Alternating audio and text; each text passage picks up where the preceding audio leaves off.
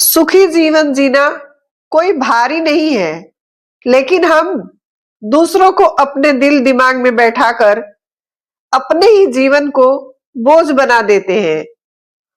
कहीं आप भी तो नहीं इसके चंगुल में फंस गए हैं? ये ऐसा, वो वैसा। तो इस वीडियो को अंत तक देखिएगा। अगर इंसान जीवन में केवल 3 बातों को ठीक से सीख ले तो जीवन बीजी से इजी में बदला जा सकता है। पहला, स्वीकार करना। जो जैसा है उसे वैसे ही स्वीकार कर लेने में खुद को आराम हो जाएगा। लेकिन हम लोग हमेशा यही सोचते हैं, वो वैसा है, ऐसा है, अगला तो जैसा है वैसा ही रहेगा। लेकिन उसके चक्कर में हम अपना मानसिक संतुलन या शारीरिक स्वास्थ्य बिगाड़ देते हैं, केवल उसे अपने अनुसार बनाने में। कभी कोई हमसे कहे बदलने के लिए, तो देखिए खुद में बदलाव करना कितना मुश्किल होता है।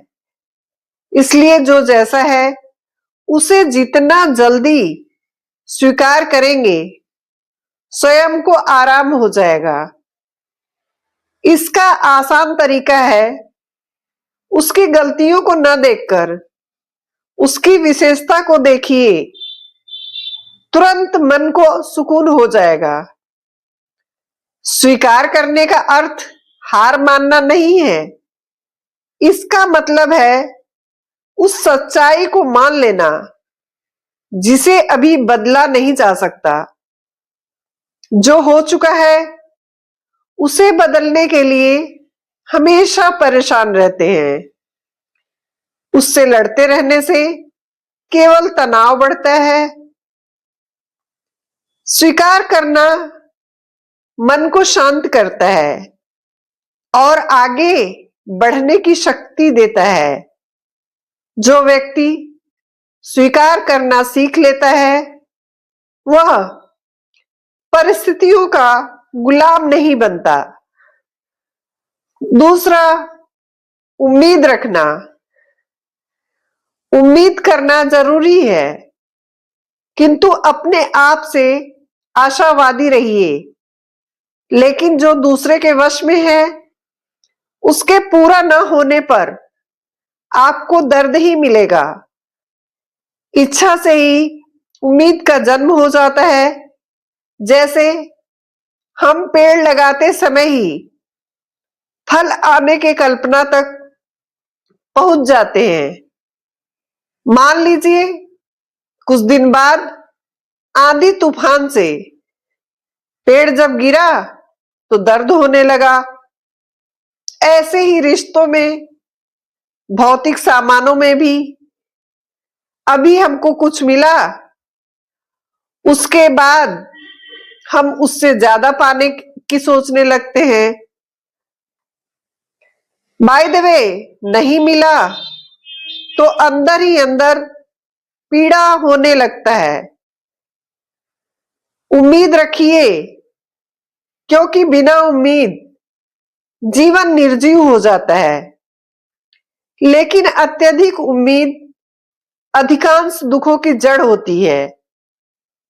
दूसरों से कम उम्मीद और खुद से ज्यादा उम्मीद रखना जीवन को हल्का बना देता है। उम्मीद रखें, उसे अपने सुख की शर्त न बनाएं। इसलिए गीता में कहा गया है, कर्म कीजिए किंतु फल की इच्छा नहीं करना चाहिए। तीसरा, ध्यान देना। जहां आपका ध्यान जाता है, वहीं आपकी ऊर्जा बहती है। यह सुखी जीवन का असली सूत्र है।